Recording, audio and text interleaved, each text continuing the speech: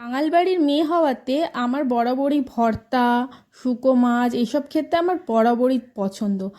তবে আজকে মা যখন লাউ করছিল দেখলাম যে লাউয়ের খোসাগুলো ফেলে দিচ্ছিল। আমি মাকে বললাম লাউয়ের খোসাগুলো ফেলো না, ওটা দিয়ে তোমাকে দারুণ একটা ভর্তা বানিয়ে খাওয়াবো।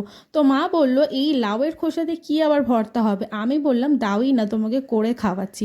প্রথমেই লাউয়ের খোসাগুলোকে ছোট ছোট করে কেটে নিয়ে গরম জলে ভালো করে আমি সেদ্ধ করে নেবো। তাতে 3-4টে কাঁচা লঙ্কাও দিয়ে দিলাম। যে যেরকম ঝাল খাও সেরকম ঝাল দেবে। তো আমরা একটু বেশি ঝাল খেতেই পছন্দ করি, তো তাই জন্য বেশি করে কাঁচা লঙ্কা আর ওই লাউয়ের খোসাগুলো দিয়ে ভালো করে সেদ্ধ করে নিলাম।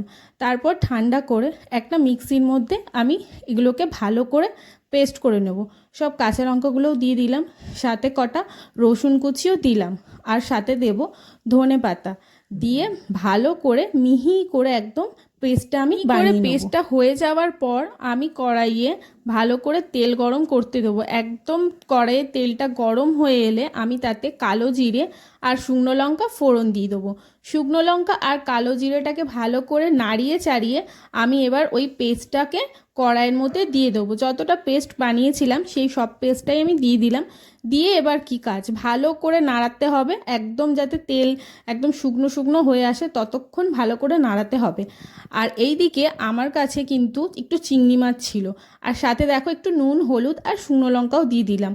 তো একটু চিংড়ি মাছ ছিল, ভাবলাম চিংড়ি মাছগুলোকেতেও দিই একটু, যাতে টেস্টটা বাড়ে। তোমাদের কাছে চিংড়ি মাছ থাকলে অবশ্যই এটাতে দিও, দারুণ লাগে খেতে।